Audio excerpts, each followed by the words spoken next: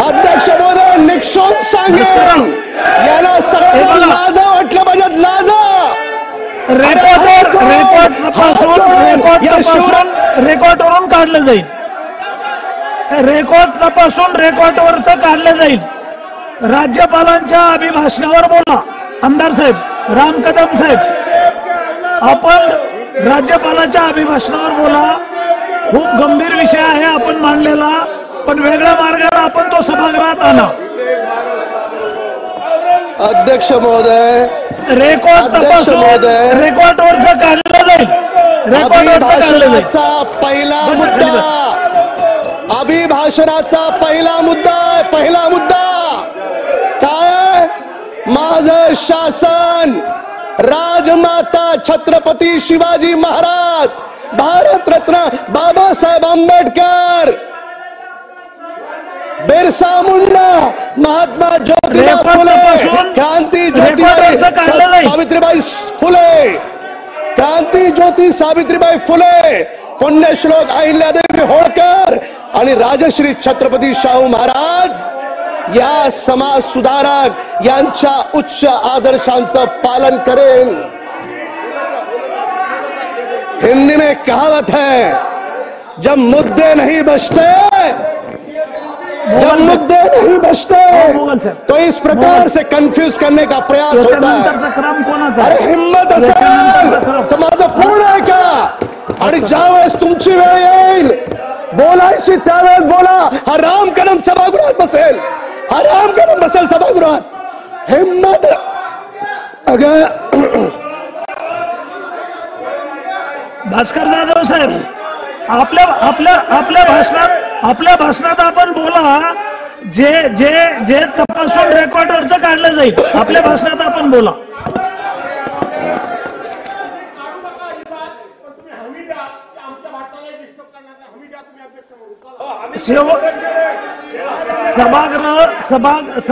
सभागृहात प्रत्येक सदस्याला संरक्षण दिलं जाईल.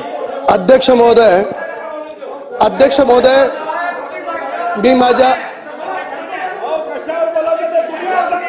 नाही आपल्या भाषणात बोला ना. आपण छत्रपती शिवाजी महाराजांचा आपल्याला संरक्षण देऊ आणि संभाजीराजांचा उल्लेख अभिभाषणाच्या राज्यपालांच्या पहिल्या मुद्द्यात आहे. टोटल 61 मुद्दे मी वाचलेत, ऐकलेत, आणि तुम्ही वाचले नसतील तर एकदा बघा.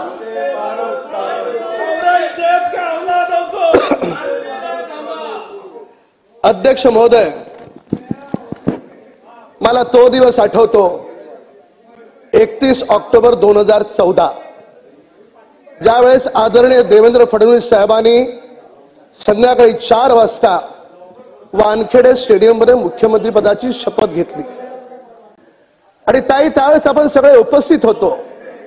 4 वाजता शपथविधी झाला आणि संध्याकाळी 6:30 वाजता जेव्हा त्यांनी आयुष्यातली पहिली कॅबिनेट घेतली, त्या पहिल्या कॅबिनेटचा निर्णय होता की राज्यामध्ये जवळपास 350 सेवा ज्या ऑनलाईन लोकांना दिल्या गेल्या.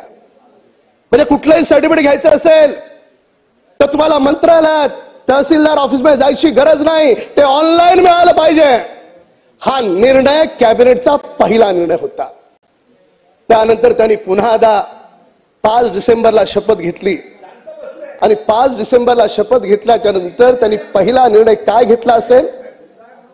आदरणीय बडोले साहेब, त्यांनी पहिला निर्णय घेतला देवेंद्र फडणवीस साहेबांनी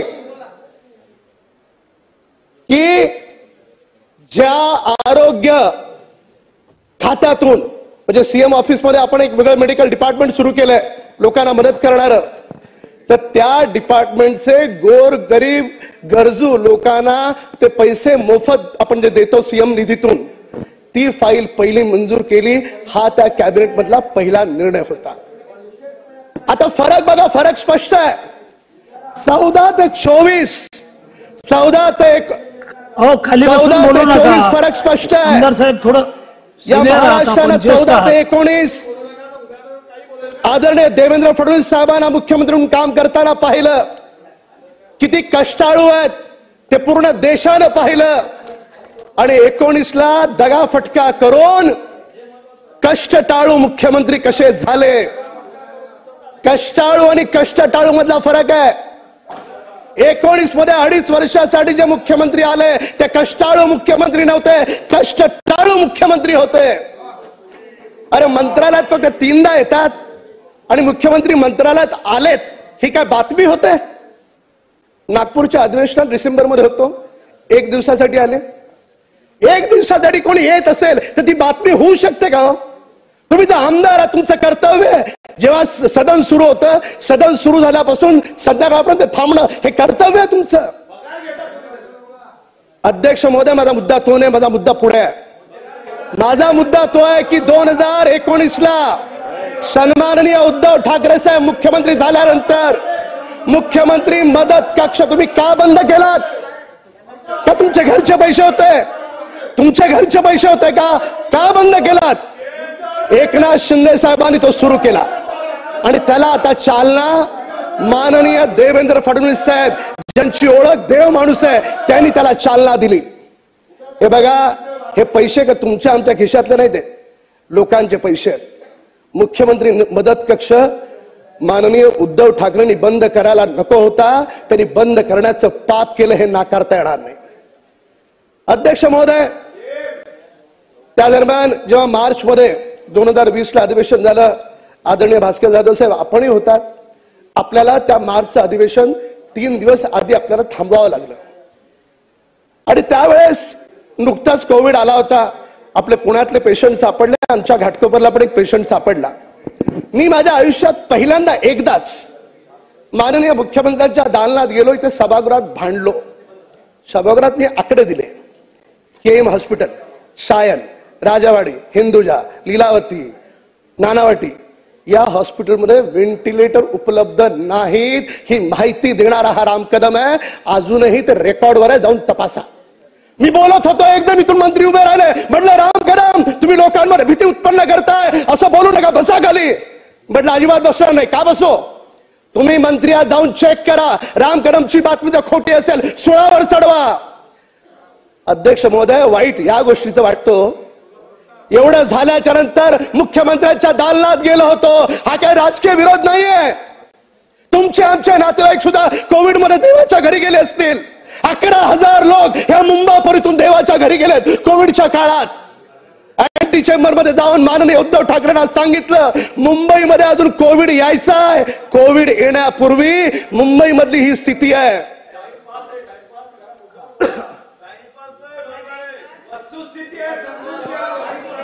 मुंबईमध्ये कोविड येण्याच्या आधी, मुंबईमध्ये कोविड येण्याच्या कागदावर आहे, तपासून पहा साहेब तुम्ही, मी जे बोललोय तेही कागदावर आहे.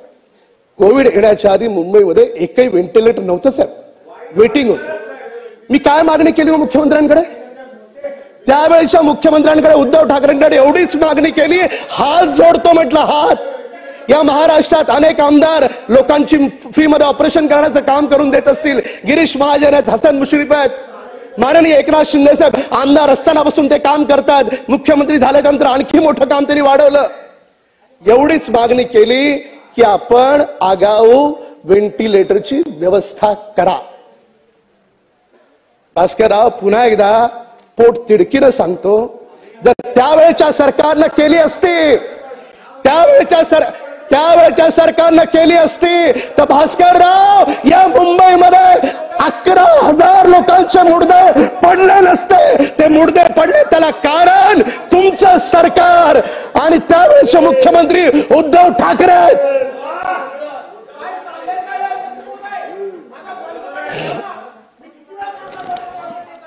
भास्कररावजी, आपण सिनियर सदस्य आहात, आता आपल्याला बोलायचं आहे, त्याच्यात उल्लेख करा ना आपण. अध्यक्ष महोदय, कसं आहे, उबाटा गटातल्या नेत्यांची अशी परिस्थिती आहे की उद्धव ठाकरेंचं नाव घेतलं की त्यांची राजकीय आवश्यकता आहे की उभं राहून बोललोय असं दाखवावं.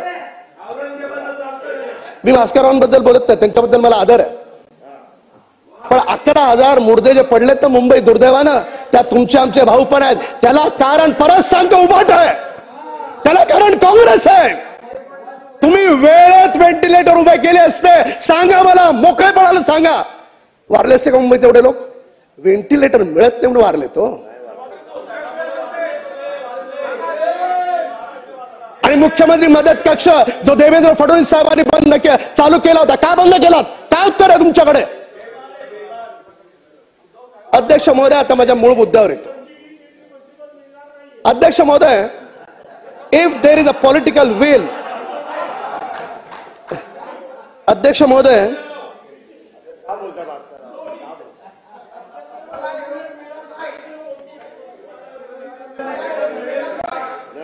अध्यक्ष महोदय, एक सुंदर म्हण आहे, if there is a will, तुम्हाला सर्व काही करणं शक्य आहे. आता बघा, आपण आकडे पाहू उद्योग विभागाचे. आणि मध्यंतरी मी नेटवर पाहत होतो, साधारणतः 100 दिवसाची आपल्या फडणवीस सरकारची कामगिरी. आणि 100 दिवसाचा प्रत्येक डिपार्टमेंटला सांगितलं तुम्ही आराखडा बनवा, त्याचा आढावा घ्या, त्याला डेडलाईन द्या. कारण कधीही आयुष्यातलं कोणतंही काम डेडलाईन ठेवल्याशिवाय पूर्ण होत नाही. आता ह्या 100 दिवसाच्या आराखड्यामध्ये एक झूम सगळ्या अधिकाऱ्यांची बैठक झाली आणि ती अशी म्हणतात की ती ऐतिहासिक आहे. 6824 सगळे अधिकारी त्या बैठकीला उपस्थित होते. मुद्दा तो नाही अध्यक्ष महोदय, मुद्दा हा आहे की या 100 दिवसामध्ये सरकारने काय कामगिरी केली. या 100 दिवसामध्ये मी उद्योग विभागाचे आकडे आणले, डावोसचे. आता हे आकडे तर खोटे नाही आहेत ना.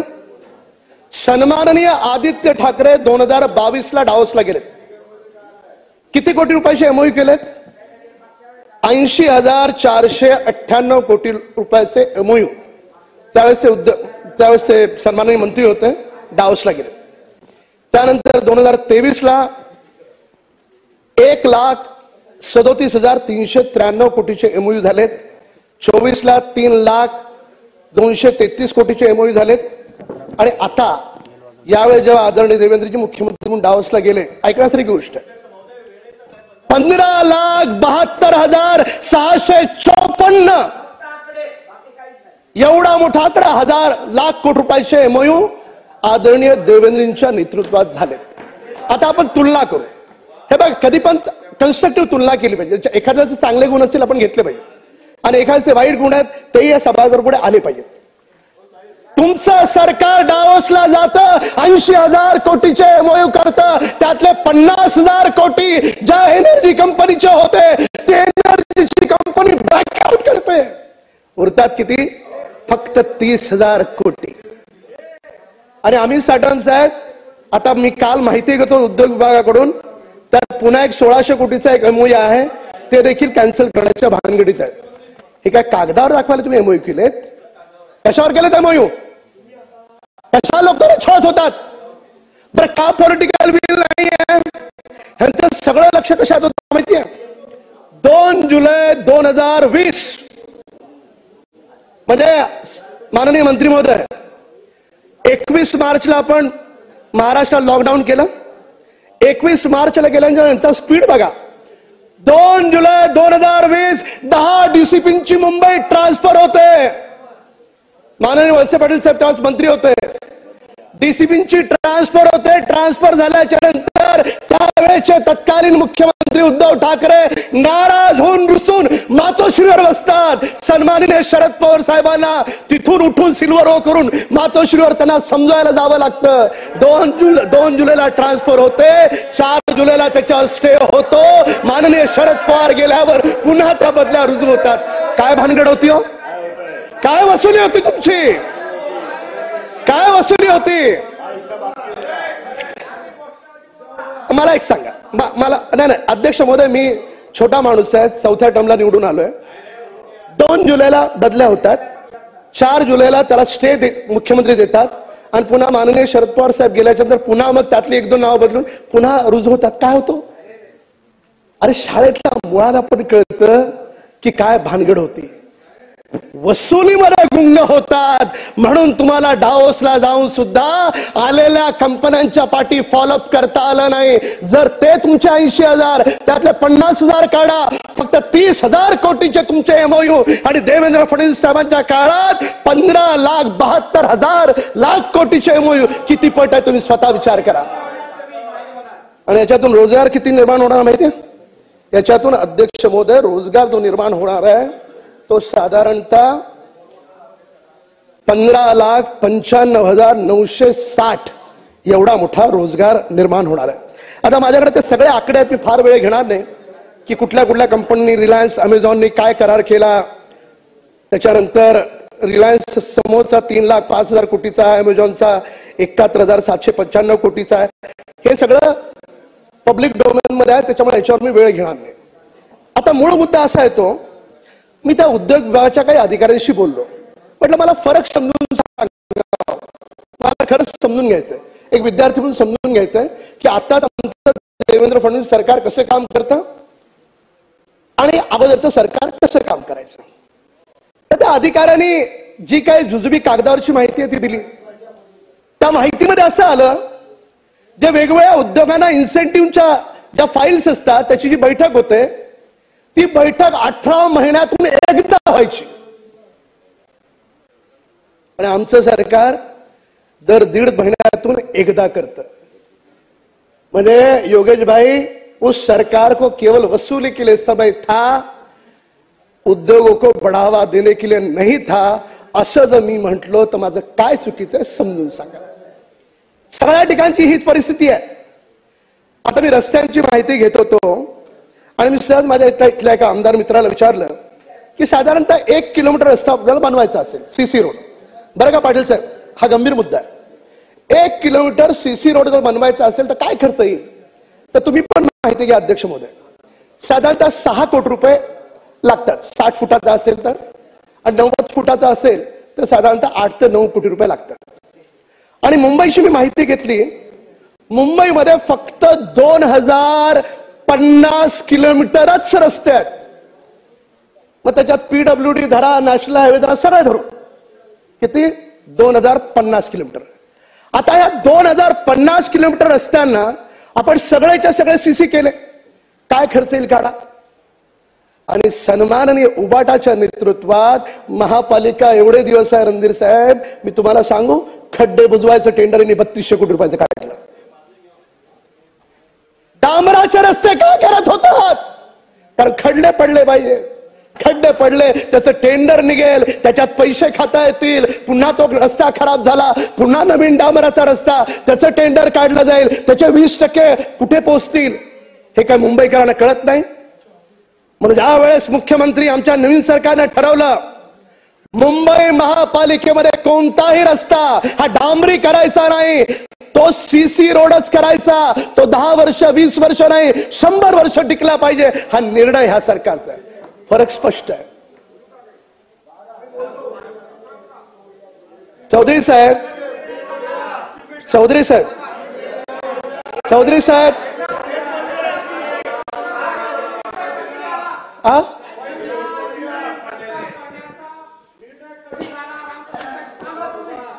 प्रश्न उत्तराच्या तासात जेव्हा जेव्हा माझा पक्ष मला मंत्री करेल, माननीय मुख्यमंत्री मंत्री करतील, तेव्हा जरूर उत्तर देईन. मुंबईमध्ये अध्यक्ष महोदय, मुंबईमध्ये ऐकून अध्यक्ष महोदय, बर आमचे मित्र सुनील प्रभू साहेब यांचा चांगला अभ्यास आहे. आता आपण आणखी एका विषयावर येऊ. प्रभू साहेब, मुंबईमध्ये साधारणतः 48 लाख वाहन आहेत आणि त्यातली 14 लाख वाहनं प्रायव्हेट आहेत आणि मोटरसायकलची संख्या जी 10 वर्षापूर्वी 16 लाख होती ती आता 29 लाख झाली आहे. आणि आरटीओ कडून माहिती घेतली तर 721 गाड्या पर डे रजिस्ट्रेशन होतात. आता मला सांगा की काँग्रेसचं अनेक काळ सरकार होतं, 1999 ते 2014, एवढ्या काळामध्ये माहिती आहे किती मेट्रो बनवली? फक्त ती एकच, अनिल अंबानीवाली, घाटकोपर ते अंधेरी, एकच. 14 ते 19 मध्ये 9 मेट्रो दिल्यात फडणवीस सरकारने. किती फरक आहे? तुम्हाला का देता आले नाही? तो इच्छा नव्हती, इच्छा. वाजे सारखे प्यादे जवळ ठेवायचे आणि त्याचा भुर्दंड जनतेने सहन करायचा, म्हणून तुम्हाला मेट्रो उभी करता आली नाही.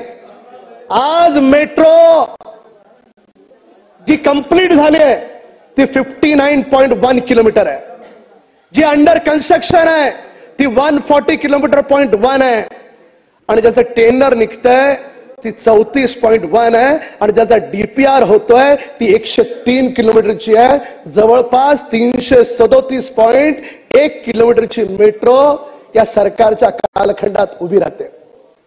त्याचा फायदा कुणाला होणार आहे? कोस्टल रोड कुणीही काही म्हणो, कोस्टल रोड कुणीही काही म्हणो,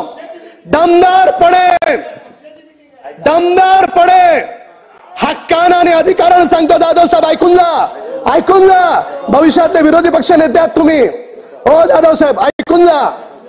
हो भास्कर जाधव साहेब, तर ऐकायचं नाही खरं. कोस्टल रोड, राम कदम साहेब, कोस्टल रोड, तुमचा वेळ संपला आहे. मंगल जी पॉइंटेड प्रश्न घ्या. आपको मुझसे अधिक पता है. कोस्टल रोड ही संकल्पना आदरणीय देवेंद्र फडणवीस साहेबांची आणि ती पूर्ण देखील केली माननीय देवेंद्र फडणवीस साहेबांच्यामुळेच. यांनी काय केलं माहितीये अध्यक्ष महोदय? अहो कागदावर सांगतोय, मला कागदावर खोडून दाखवा ना. तिथे केंद्र सरकारचे एक प्रोव्हिजन असते, कोस्टल रोड करताना जी रिकामी जागा तयार होते ना त्या जागेमध्ये तुम्ही काही करणार नाही, बिल्डिंग बांधणार नाही, अमुक नाही, तर मोकळी ठेवाल असं एक तुम्ही प्रतिज्ञापत्रक द्या. 2.5 वर्षात त्यांनी दिलंच नाही, प्रतिज्ञापत्रकच दिलं नाही. का नाही दिलं?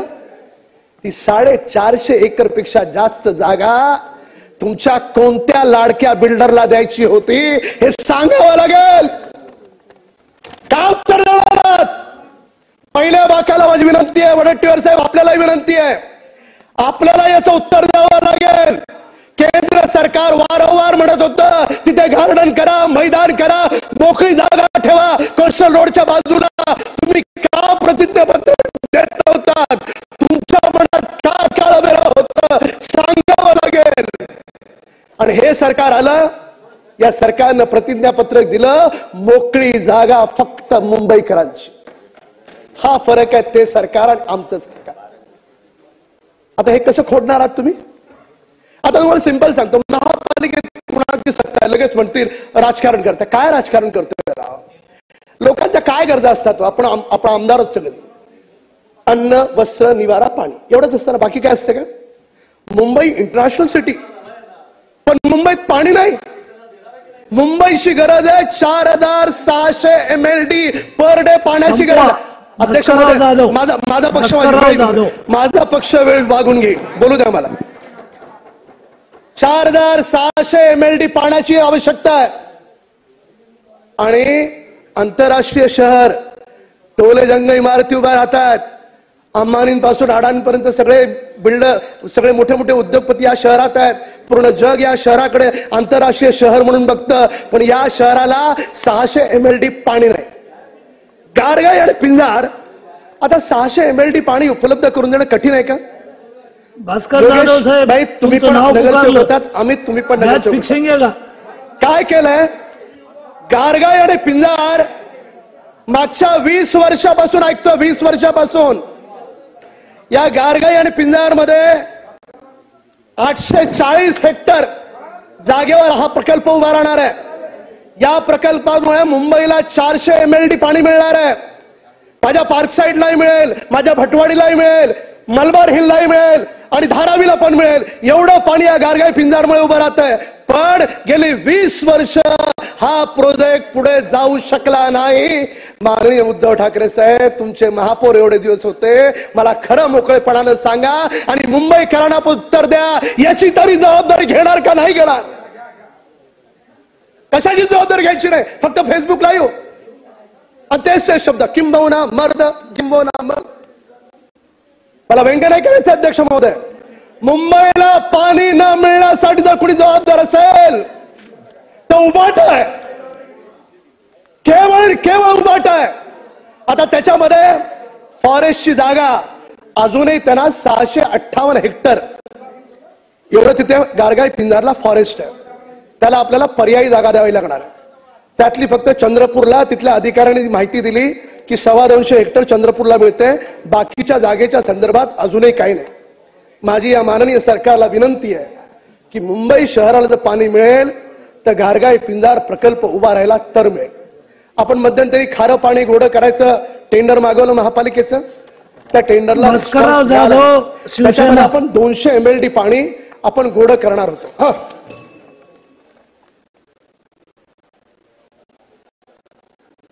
तुमचा टाइम संपला आहे. सन्माननीय 26 मिनिटं बोलले तुम्ही. अध्यक्ष महोदय,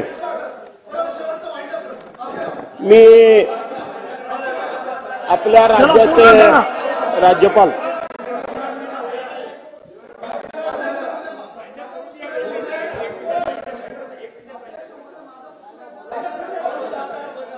अध्यक्ष महोदय, मी राज्यपाल महोदय श्रीयुत CP राधाकृष्णन यांनी ज्या नेहमीच्या आपल्या अर्थसंकल्पीय अधिवेशनाच्या पूर्वी जी प्रथा आहे, परंपरा आहे, की अर्थसंकल्पीय अधिवेशनापूर्वी राज्यपाल महोदयांनी संपूर्ण सभागृहाला एकत्रितपणे उद्देशून अशा पद्धतीचं भाषण करायची एक प्रथा आहे. त्यांचा एक मिनिटाचा मुद्दा पूर्ण करू द्या. चला घ्या, 1 मिनिटात घ्या. मनापासून आभारी आहे. तर आता फार लांबण लावत नाही. मुद्द्याचं 2-3 मुद्दे मांडतो अध्यक्ष महोदय. मध्येच थांबवू नका मला. अध्यक्ष महोदय, अण्णाभाऊ साठेंचं स्मारक व्हावं या सभागृहात मी गेली अनेक वर्ष ऐकतोय. तुम्हाला माहिती आहे सरकारनं काय केलं? यांच्या सरकारनं गाजावाजा करत 80 कोटी रुपयाचं अण्णाभाऊ साठे स्मारक उभा करणार. आता अण्णाभाऊंचं घर, अध्यक्ष बोलू द्या, मी वाइंड अप करतो. अण्णाभाऊंचं घर तिकडे 2 किलोमीटर लांब आणि ह्यांनी सगळं DPR प्लॅनिंग केलं 2 किलोमीटर लांब. हे काय स्मारक होतं का? या आमच्या सरकारनं त्याला 310 कोटी मंजूर केले आणि मी मागणी केली की माझ्या घाटकोपरचे लोक घाटकोपरमध्येच राहतील. ते देखील मान्य केलं. येणाऱ्या 2 महिन्याच्या आत अण्णाभाऊ साठे स्मारकाचं भूमिपूजन आमचं सरकार करतंय. If there is a well there is a way. 310 कोटी कमी नाही आहेत, अकाउंटला पण आले. अध्यक्ष महोदय, माझी एकच विनंती आहे शासनाला. केंद्र शासनाचं धोरण आहे की प्रत्येक जिल्ह्यात एक हॉस्पिटल करा आणि मेडिकल कॉलेज करा आणि प्रत्येक जिल्ह्यात एक कॅन्सरचं हॉस्पिटल करा. माझ्या पार्कसाईडमध्ये 27 लाख मीटर विक्रोळी पार्कसाईडला 30 बिल्डिंगचं रिडेव्हलपमेंट होत आहे. त्याच्यामध्ये 15 बिल्डिंग तोडल्यात. बाकीच्या बिल्डिंग ज्या आहेत त्या ठिकाणी जवळपास 20 लाख स्क्वेअर फीट उरते जागा. माझं एकच म्हणणं आहे, माझ्या भारतातले सगळे टुरिस्ट माझ्या त्या घाटकोपरमध्ये येतील असं काहीतरी भव्य दिव्य त्या पार्कसाईडची किंमत वाढेल अशी वास्तू सरकारनं त्या ठिकाणी तयार करावी आणि त्याच्या बाजूला एक कॅन्सरचं हॉस्पिटल तयार करावं. आणि माझ्या प्रयत्नातून या सरकारच्या माध्यमातून राजावाडा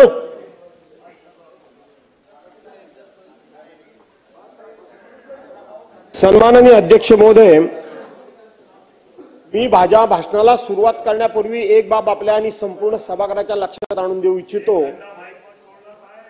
की ज्या वेळेला या प्रस्तावावर चर्चा सुरू झाली त्यावेळेला त्या ठिकाणी असलेले पीठासीन अधिकारी, त्या पीठासीन अधिकाऱ्यांनी असं सांगितलं होतं की अभिनंदनाचा प्रस्ताव मांडणारा जो प्रस्तावक आहे तो 15 मिनिटं भाषण करेल. त्या प्रस्तावाला पाठिंबा देणारे सन्मान्य सदस्य आहेत ते 10 मिनिटं भाषण करतील. हे रेकॉर्ड आहे, अनुमोदन रेकॉर्ड आहे. मी सभागृहाच्या आपल्या निदर्शनाला देऊ इच्छितो. आपण आपलं रेकॉर्ड तपासून बघा. 2:16 प्रस्तावकांना आपल्या भाषणाला सुरुवात केली आणि शेवटचे वक्ते राम कदम हे 3:28 खाली बसलेले आहेत. 28 मिनिटं आणि 30 सेकंदांनी. माझं गणित कच्चं आहे. ही 25 मिनिटं झाली की किती तास झाले आणि त्याप्रमाणे आपण मला बोलायला द्या. एक दुसरं, आपण मला हमी दिलेली आहात अध्यक्ष महोदय की ज्या वेळेला सन्मान्य सदस्य राम कदम यांनी काही आक्षेपार्ह विधान केली त्यावेळेला मी आपल्याला आपला order of day, point of order उपस्थित केला. ऑर्डर ऑफ डे ने पॉइंट ऑफ ऑर्डर उपस्थित केला होता. आपण मला पॉइंट ऑफ ऑर्डर उपस्थित करण्याची संधी दिली. त्याच वेळेला मी आपल्याकडून हमी घेतली ज्या वेळेला मी भाषण करेन त्यावेळेला आपण मला पूर्णपणे संरक्षण द्याल. यांचं भाषण जसं आम्ही ऐकलं तसं आमचं देखील भाषण ऐकलं जावं. आणि तिसरी गोष्ट अध्यक्ष महोदय, आपण खूप महाराष्ट्राचे गुणगान गातो, महाराष्ट्राच्या विधिमंडळाचं कौतुक अख्ख्या देशामध्ये होतं म्हणून सांगतो आणि ते सांगण्यासारखंच कौतुक आहे. त्याचे अनेक रेफरन्स आहेत. आपण जितके वेळ सभागृहात, कदाचित एखादी टर्म माझी जास्त असेल पण तितके वेळ तुम्ही सुद्धा आहात. अध्यक्ष महोदय, आपल्यासारखा सिनियर माणूस सभागृहामध्ये जेव्हा चेअरवर बसतो आणि माझ्यासारखा माणूस घसा फोडून सांगतोय की अध्यक्ष महोदय मला पॉइंट ऑफ ऑर्डर उपस्थित करायला द्या, पॉइंट ऑफ ऑर्डर उपस्थित करायला दिल्यानंतर तो स्वीकारायचा की फेटाळायचा हा आपला अधिकार आहे. काय करावं काय विरोधी पक्षानं? विरोधी पक्ष संख्येनं कमी आहे. जर आम्ही लोकशाही मानणार असू तर शेवटी संख्येनं कमी की जास्त याचा विचार न करता लोकशाहीचं संवर्धन म्हणून, लोकशाहीची शान म्हणून आणि लोकशाहीचा अधिकार म्हणून आम्हाला आमचे विषय मांडायला दिले पाहिजे. अध्यक्ष महोदय, या सभागृहामध्ये सन्मान्य सदस्य राम कदम यांनी माजी मुख्यमंत्री सन्मान्य उद्धवसाहेब ठाकरे यांचं वारंवार नाव घेतलं, वारंवार वाटेल ते आरोप केले. काय करावं काय? मी तुमच्यासमोर डोकं फोडावं? मी सांगत होतो पॉइंट ऑफ ऑर्डर. सभागृहामध्ये माजी अध्यक्ष इथं दिलीपराव वळसे पाटील बसलेत, आज तुमच्या सरकारच्या बाजूला असतील, पण संसदीय कार्याची बूज म्हणून त्यांनी कबूल केलं पाहिजे खरं की खोटं. ज्या माणसाला, ज्या सदस्याला, ज्या व्यक्तीला, ज्या प्रतिष्ठित व्यक्तीला या सभागृहामध्ये येऊन आपल्यावर झालेल्या आरोपाचा खुलासा करता येत नाही त्याचा नामोल्लेख या सभागृहामध्ये होता कामा नये. हा नियम आहे की नाही? ही प्रथा आहे की नाही? आणि हे पावित्र्य पाळलं गेलंय की नाही? काय करावं आम्ही काय करायला पाहिजे? अध्यक्ष महोदयांना आता गप्प राहायला सांगा, त्यांना गप्प राहायला सांगा. अध्यक्ष महोदय, आता राम कदम साहेब बसा, आपण बसा. भास्करराव जाधव साहेब, मी आपल्याला सांगितलं की काही चुकीचं बोललं गेलं असेल तर रेकॉर्ड तपासून काढलं जाईल. नाही अध्यक्ष महोदय ऐका जरा, आपण आता दोघांनी बोलूया, त्यांना जरा गप्प राहायला सांगा. अध्यक्ष महोदय बसा कदम साहेब बसा. तुमचं भाषण चालू असताना त्यांना 3दा बसवलं मी.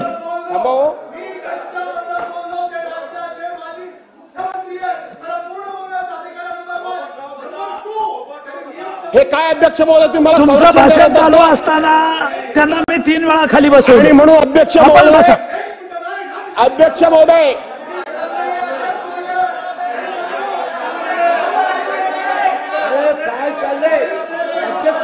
बघतोस तुला आता. अध्यक्ष महोदय, मी या निमित्तानं माझे सर्व नवीन सहकारी आपण बसा ना. तुम्ही बोलत असताना त्यांना 3दा भास्कररावला खाली बसवलं. आपण बसा. मी बसतो काय? तुम्ही मला बसवल्यानंतर मी पुन्हा बसले, तुम्ही 3दा बसले. करा कंटिन्यू. मी पुन्हा उठलो नाही, कंटिन्यू करा. एवढे आरोप करतो मी गप्प होतो. अध्यक्ष महोदय, मला सन्मान्य नवीन सदस्यांना सुद्धा काही या ठिकाणी विनंती वजा सूचना करायची आहे. कधी कधी आपण आपल्या नेत्यांना, कधी आपण इतकी चापलुशी करतो, इतका त्या ठिकाणी हंजी करतो आणि इतकं टोकाला बोलतो. कदाचित आपल्याला असं वाटत असेल की अशा वक्तव्यानं आपले नेते खुश होतील, पण आपण कळत नकळतपणे त्या पक्षाची प्रतिमा खराब करतो. पक्षांतरचा विषय माझ्या नशिबात सुद्धा आला होता, पण अध्यक्ष महोदय, पूर्वीच्या पक्षाबद्दल एक गैरशब्द काढल्याचा सभागृहामध्ये कुणीही सांगा. आहे तिथे जुनी जाणती म्हणजे सुधीर भाऊ गेले, कदाचित माझ्या बरोबरचे सुधीर भाऊ आहेत, त्याच्या अगोदरचे जयंतराव पाटील, भुजबळ साहेब, दिलीप वळसे पाटील आणि अजित दादा, एवढेच आता जुने सदस्य राहिले. त्याच्यानंतर बाकी सगळे आमच्यापेक्षा जुने आहेत, नवीन आहेत. मी आणि सुधीर भाऊ आहेत, बाकी तुम्ही एक आहात. पण तुमच्याबद्दल मला तर वाईट वाटलं मंत्री महोदय. तुम्ही अध्यक्षांना गप्प सांगत होता आणि त्यांना बोलू द्या म्हणून सांगत होतात. हे बरोबर नाही मंत्री महोदय, हे बरोबर नाही. आणि मला तुम्हाला विनंती करायची आहे की कुणीतरी म्हणायला पाहिजे होतं की हे योग्य नाही, पण तुम्ही त्यांना प्रोत्साहन देत होता. तुम्हाला असं वाटत असेल जाधव साहेब, माझ्याकडे पाहून बोला आणि राज्यपालाच्या अभिभाषणावर बोला. हे त्यांना काय माझ्याकडे पाहून बोला. मगाशी त्यांना काय नाही सांगितलं? त्यांनाही थांबवलं ना मी. काय थांबवलं? त्यांनाही थांबवलं. मी टाइम वाचून दाखवलं. बोला, राज्यपालाच्या भाषणावर बोला. बोला बोला. कशाला बोलायचं? बोला. तुम्हीच बोला, आम्ही जातो. आणि म्हणून आपल्याला असं वाटत असेल की हे आपण भूषणावं करतोय, असं होत नाही अध्यक्ष महोदय. समाज फार डोळस आहे, समाजाचे डोळे उघडे आहेत. काय करतोय काय करत नाही आपण हे बाहेर समाज त्याचा लेखा मांडत असतो, याचं भान ठेवा. अरे सत्ता येतात आणि जातात, आल्या आणि गेल्या. काही सत्ता आल्या आणि काही सत्ता गेल्या. ही पहिली आणि शेवटची नाहीये. याच्या पुढे सुद्धा ही लोकशाही जिवंत ठेवायची आहे. आणि म्हणून अध्यक्ष महोदय, अशा पद्धतीने एका नेत्याचं नाव घेणं हे आजपर्यंत या सभागृहामध्ये कधी झालं नाही. आणि चुकून जर कुणी नाव घेतलं तर तात्काळ तालिका त्या असलेले चेअरपर्सननी त्यांना सांगितलं हे नाव बंद करा, घ्यायचं नाही. मी तुम्हाला विनंती करतो की माझ्या नेत्यावर जे आरोप झाले ते तुम्ही काढू नका. माझ्या नंतरची पिढी आपल्या वाचनालयांमध्ये हे वाचायला येईल आणि आपण किती आदर्श निर्माण केले ते लोकांना कळतील. असं समजू नका तुम्ही, लोकांना कळतील. अध्यक्ष महोदय, मी या ठिकाणी राज्यपालांच्या भाषणावर बोलण्याकरता मी सुरुवात करतो. पहिली गोष्ट अध्यक्ष महोदय, एक गोष्ट मला आपल्या लक्षात आणून द्यायची आहे, सन्मान्य सदस्यांच्या लक्षात देखील आली असेल. ज्या वेळेला राज्यपाल महोदयांच्या भाषणाकरता आपण गेलो त्यावेळेला तिथं राष्ट्रगीत झालं आणि राज्यगान झालं. ते राज्यगान अतिशय खणखणीत आवाजात झालं होतं. इथं ज्या वेळेला राष्ट्रगीत आणि राज्यगान सुरू झालं त्यावेळेला मी सांगितलं होतं की स्वातंत्र्यवीर सावरकरांनी सांगितलेलं आहे की राष्ट्रगीत किंवा राज्यगीत हे रणगान असलं पाहिजे. रणगान असलं पाहिजे. गान गाताना, ते राष्ट्रगीत गाताना, राज्यगान गाताना अंगातून असे शहारे राहिले पाहिजेत. अंगामध्ये असे एक प्रकारचा रक्त उसळून आलं पाहिजे. आणि आपण आपलं जे जाऊ द्या, कशाला उगा एवढं ऐकल्यानंतर पण पुन्हा रामकदम रामकदम करता काय? काय ऐकतात ते? त्यांना ऐकवायचं, त्यांना दुसऱ्याला ऐकवायचं होतं, पण ते काय एवढे कमी बुद्धीचे नाहीयेत. आणि म्हणून स्वातंत्र्यवीर सावरकरांनी सांगितल्याप्रमाणे वरच्या सभागृहातलं राष्ट्रीय गीत आणि राज्यगान हे एकदम खणखणीत आवाजात झालं, जोशात झालं. पण त्यानंतर माझं चुकत असेल तर मला करेक्ट करा, मी काही आरोप करत नाहीये. परंतु दोन्ही गाणी तुम्ही एकदा एकत्र ऐका, अध्यक्षांना सांगा. मला असं वाटतं की या खालच्या सभागृहातल्या त्या गाण्याच्या रेकॉर्डमध्ये सुधारणा झालेली नाही. जय जय महाराष्ट्र माझा हे जेव्हा गाणं सुरू होतं, भीती ना आम्हा तुझी मुळी ही गडगडणाऱ्या नावा, गडगडाट झाला पाहिजे.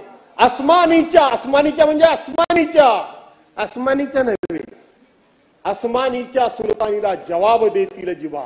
म्हणजे समोरच्या माणसाच्या हातामध्ये शस्त्र असेल, तलवार असेल, तर त्या तलवारीला सामना करण्याची जीभ माझी, हा त्याचा अर्थ आहे. आणि म्हणून ती गाणी जरा क्रॉस चेक करा.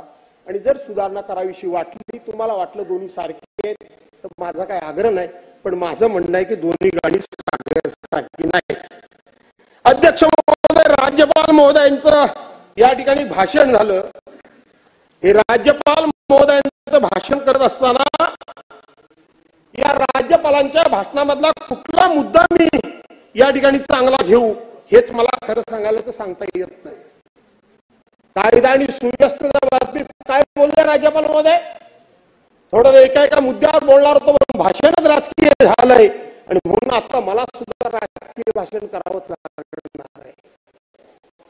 काय झालं काल या मंत्रालयामधल्या, या सभागृहामधल्या आणि या मंत्रिमंडळामधल्या एका मंत्र्याला राजीनामा द्यावा लागला. कालपर्यंत 9 डिसेंबर ती कालची तारीख. आपण पण मराठवाड्यातल्या, शेजारच्या जिल्ह्यातल्या, शेजारच्या गावातल्या आहेत. 9 डिसेंबर ते कालच्या तारखेपर्यंत नाना तऱ्हेचे आरोप झाले. अनेकांनी त्या ठिकाणी सांगितलं मी लांबच त्या ठिकाणी सांगत नाही, पण या सभागृहामधले सन्मान्य सदस्य सुरक्षित धर यांनी पहिल्या दिवशी सांगितलं आणि नागपूरला डिबेटला आम्ही जेव्हा बसलो होतो त्यांनी आम्हाला फोटो दाखवले, ते सातत्यानं सांगत होते की ज्याला मारला त्याला इतक्या निर्दयपणे मारला, इतक्या निर्घुणपणे मारला आणि तो पाणी पाणी मागत होता, त्याला पाण्याच्या ऐवजी त्याच्या तोंडामध्ये त्या ठिकाणी लघवी करण्यात आली. ही शुद्ध मराठी शब्द वापरतोय. हे लघवी बिगवीचे फोटो, त्याला मारतानाचे फोटो, त्याची हालाल करणाऱ्याचे फोटो, ज्याचं वर्णन सुरेश धस सातत्यानं करत होते, ज्याचं वर्णन संदीप क्षीरसागर सातत्यानं करत होते, ज्याचं वर्णन बाकीचे सगळे सातत्यानं करत होते, ते फोटो काल आले, व्हायरल झाले परवांच्या दिवशी आणि काल धनंजय मुंडेंचा राजीनामा घ्यावा लागला. अध्यक्ष महोदय, याचा अर्थ जे सुरेश धस सांगत होते, जे सुरेश धसना फोटो माहिती होते, ते सरकारकडे फोटो नव्हते काय? ते पोलीस खात्याकडे फोटो नव्हते काय? मग जर नव्हते तर सुरेश धस सांगत होते की त्याच्या तोंडामध्ये लघवी केली, ती वस्तुस्थिती कशी निघाली. याचा अर्थ या सरकारने संतोष देशमुखची ज्या पद्धतीने हत्या झाली, त्याचा ज्या पद्धतीने खून झाला, त्याच्या बायको पांढरं कपाळ घेऊन, त्याची पत्नी, बायको म्हणजे पत्नी पांढरं कपाळ घेऊन प्रत्येकाच्या दारोदार फिरत होती. परंतु सत्ता पिपासू लोकांना सत्ते पुढे कोणाची दया माया आली नाही. त्या माऊलीचं पांढरं कपाळ दिसलं नाही. छोटी त्याची मुलगी सातत्यानं लोकांच्या घरामध्ये जाऊन मला न्याय द्या म्हणून सांगत होती. ते कोणाला कळलं नाही. ते सरकार कुठल्या कायदा आणि सुव्यवस्थेबद्दल बोलतं, कुठल्या कायदा आणि सुव्यवस्थेबद्दल बोलतात तुम्ही? काय झालं तुमचे? काय म्हणतात राज्यमंत्री? पुण्याच्या बसमध्ये एखाद्या महिलेवर बलात्कार झाला, संवेदनाहीन तुम्ही सांगताय. सगळं चुपचापपणे झालं, कुठल्या प्रकारचा विरोध न करताना झालं, कुठल्या प्रकारचा आरडाओरडा नाही करताना झालं. अरे तुमच्या जीवा वळतात कशा? तुमच्या जीवा वळतात कशा? साहेब, सत्ता येईल जाईल. पुन्हा एकदा मी सांगतो, सत्तेत तुम्ही पण होता, काही वर्ष मी सुद्धा होतो. परंतु इतक्या पद्धतीनं, अशा पद्धतीनं मंत्री मुजोरपणे बोलण्याचं त्यांचं धाडस कसं होतं? त्यांना त्यांच्या जबाबदारीची जाणीव का नाही? अध्यक्ष